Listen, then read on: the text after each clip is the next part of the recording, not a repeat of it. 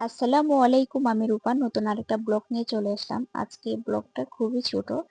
তো আমি ইফতারির জন্য আজকে আমি বিরিয়ানি রান্না করব গরুর গোশত দিয়ে, আর গরুর গোশত একটু ভুনা করব সেহরিতে খাওয়ার জন্য। তো সবকিছু বাটা মশলা আর কি, আদা রসুন বাটা, জিরা বাটা আর পেঁয়াজ, মানে বিরিয়ানিতে যা মশলা থাকে সেই মশলাটা আমি দিয়ে মেরিনেট করে রেখে দিলাম। আর এখন আমি মানে মশলা দিয়ে রাখিয়ে দিলে আর কি মশলাটা মাংসের ভিতরে ঢুকে।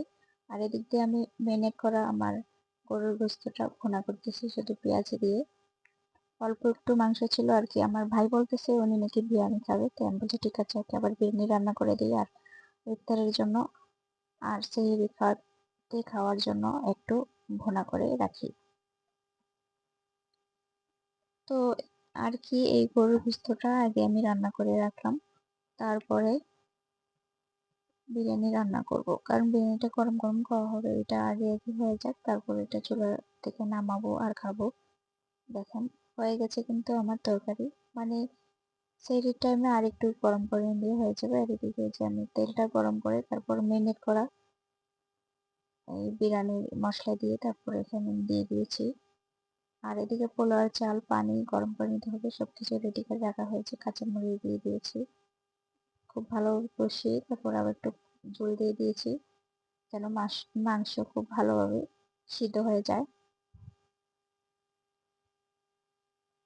তো এখানে একটা বিরিয়ানির মশলা 1 কেজির মতোই চাউল দিয়েছি আমি। তো গোস্ত কিন্তু হয়ে গিয়েছে, দেখেন একদম মাখা মাখা করে রান্না করে নিয়েছি। চাউল ধোয়ার পরে দেখেন কি সুন্দর একদম ঝরঝরে হয়ে গেছে।